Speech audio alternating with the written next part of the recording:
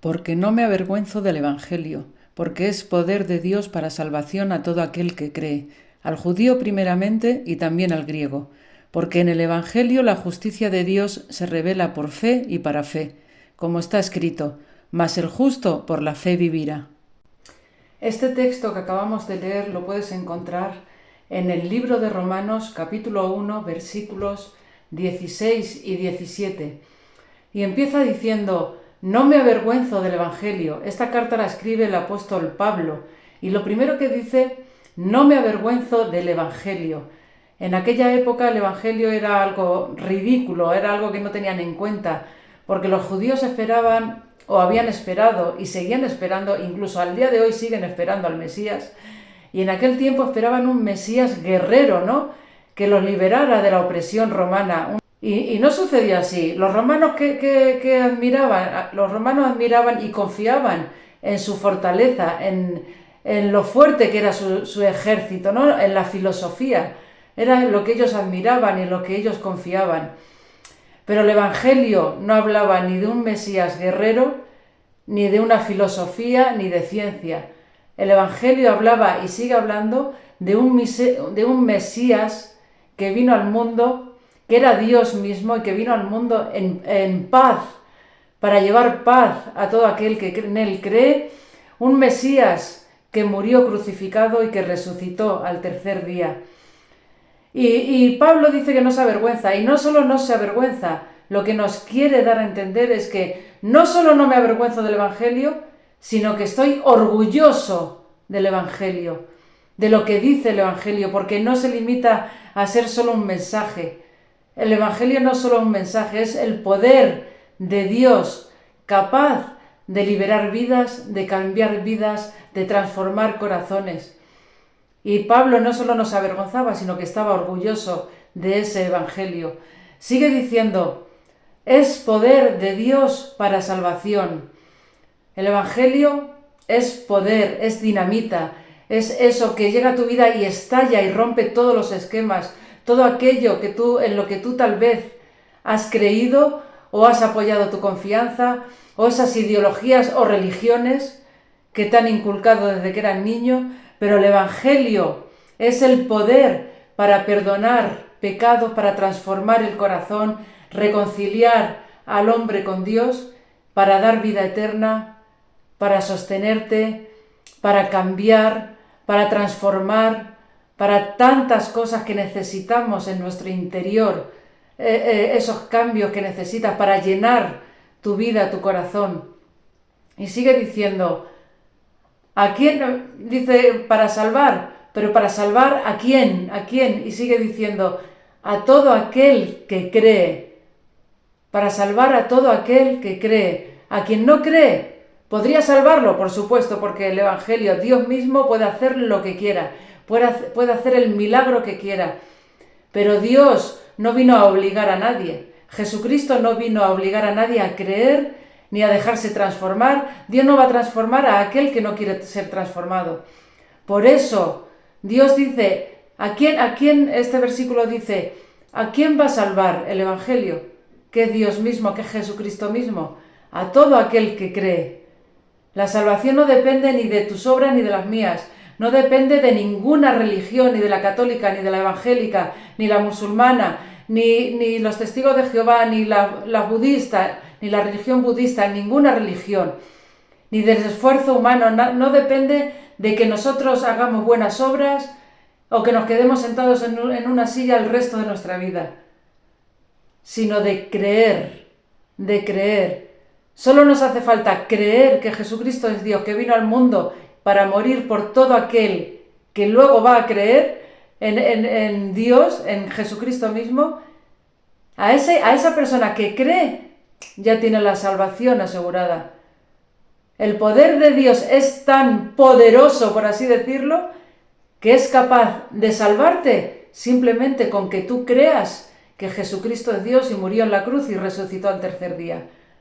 El Evangelio rompe barreras de raza, de sexo, de cultura, de ideologías, de religión. Da igual que seas hombre o mujer, que seas negro, blanco, chino, que vengas de un país o de otro, que vengas desde la Conchinchina, me da igual, que tu cultura sea muy diferente a la mía, que tu ideología política sea muy diferente a la mía, que tu religión sea muy diferente a la religión que a mí me inculcaron cuando era pequeña. No se trata ni de raza, ni de sexo, ni de religión, ni de cultura. Se trata de creer, de tener fe, de creer que Jesucristo es Dios y murió en la cruz y resucitó al tercer día. Se trata de eso. Lo demás es consecuencia de creer. Tus obras es consecuencia de creer. Y sigue diciendo, en el Evangelio la justicia de Dios se revela. La justicia de Dios no es que venga Dios aquí a juzgar a todo el mundo, ¿no? Llegará un día de juicio, por supuesto, y ese día llegará para todos. Pero aquí no habla de esa justicia de Dios. La justicia de Dios es la que Dios te da una vez tú crees. Dios mismo provee la justicia al ser humano porque el ser humano es imposible de justificarse por sí mismo. El ser humano es imposible que se salve por sí mismo, porque las obras buenas, incluso las más buenas, no te dan la salvación. Dios declara al justo, al pecador que cree en Cristo. Ya Jesucristo llevó a la cruz todos tus pecados, los míos y de todo el mundo, de los que vivieron un día, de los que vivieron en su tiempo, de los que vivimos ahora y de los que vendrán en un futuro. Jesucristo clavó en la cruz tus pecados, los míos y los de toda la humanidad. Y esa justicia recaerá a todo aquel que cree. Ya Él pagó nuestra deuda. Por tanto, nosotros no podemos ser justificados por nuestras obras, porque nosotros nos vamos a equivocar, o por obras o por pensamiento. Pero Jesucristo, con su obra en la cruz, pagó nuestra deuda. Él pagó nuestra deuda. Es como si tú debes un dinero al banco, tú te compraste un piso, pediste una hipoteca al banco y yo tengo muchísimo dinero y voy al banco y digo, mira, voy a pagar tu deuda. Ahora pago los, 500.000 euros que debes, voy y lo pago. Y no solo lo pago, sino ahora que voy a tu cuenta y te ingreso dinero suficiente para que tengas para vivir toda tu vida, tú, tus hijos, tus nietos y todas tus generaciones. Esa es ser justificado. No solo te perdono la deuda que tienes, sino que además te regalo la salvación. No solo te perdono lo que has hecho mal, tus malos pensamientos y los que harás, sino que además ahora te regalo la salvación. Eso es ser justificado. Dice, por fe y para fe. La salvación empieza por la fe, sigue por la fe y se vive por la fe. No es algo que tú puedas palpar aquí. Es algo que sabemos que es y lo sabemos ¿por qué? Porque creemos. Tenemos fe, tenemos confianza. Y sigue diciendo, el justo por la fe vivirá. Este versículo también lo puedes encontrar en Habacuc, en el libro de Habacuc, capítulo 2, versículo 4. Y aquí Pablo lo cita en el libro de Romanos. El justo no vive por sus obras.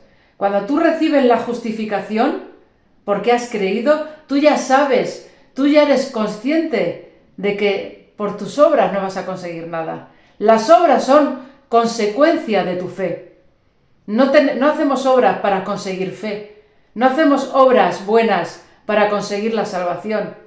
No hacemos obras buenas para conseguir el amor, porque todo eso ya lo tenemos desde el momento que crees. Que Jesucristo es Dios, lo vuelvo a repetir y no me cansaré de repetirlo. Que Jesucristo es Dios, que se hizo hombre, que murió en la cruz y resucitó el tercer día. ¿Para qué? Para salvarnos, para pagar nuestra deuda y para regalarnos salvación. Desde el momento que tú eres justificado, ya sabes que no puedes vivir por obras, que esas obras son consecuencia de tu fe, como agradecimiento que Dios te salvó a través de su Hijo.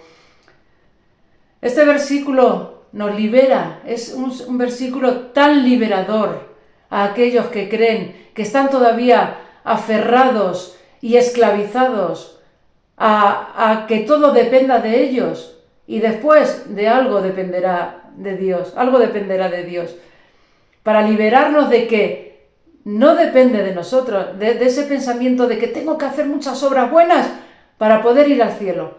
No, las obras buenas vendrán cuando tú crees, porque es imposible que alguien que cree no tenga consecuencias de obras buenas. Alguien que cree que Jesucristo vino al mundo, es imposible que luego no haga obras buenas, no para ganar salvación, ni para ganar el mérito propio delante de Dios, sino porque en ese proceso, en esa vida que llevamos de creer, de fe, en esa vida nosotros mismos queremos parecernos más a Jesucristo, que jamás no vamos a parecer ni mucho menos vamos a llegar a un 20%, perdón, de lo que era Jesucristo. Pero sí, cuando tú ya crees, quieres intentar parecerte a Jesucristo. Y cuando intentas parecerte a Jesucristo no te queda otra que imitar lo que Él hacía. Y Él no hacía obras malas. Él él ya era Dios, no necesitaba hacer buenas obras. Pero sin embargo, a consecuencia de que era Dios, Él hacía obras buenas. No hacía las obras buenas para ser Dios, Él ya era Dios. Por tanto, no hacemos obras buenas para ganar la salvación. Ya tenemos la salvación una vez hemos creído. Las obras buenas vienen cuando tú ya tienes la justificación, cuando ya has sido salvado, cuando ya has creído. Y entonces, dice la Biblia, muéstrame tu fe sin tus obras y yo te mostraré mi fe por mis obras. Las obras siempre son consecuencia de la fe. No las tenemos que hacer para ganar nada. Ya Jesucristo nos ha justificado. Ya Él ha pagado tu deuda y la mía y la de toda la humanidad en la cruz. ¿Y quién tendrá la salvación? Todo aquel que cree que Jesucristo ha pagado su deuda en la cruz. Un beso grande y hasta el próximo vídeo.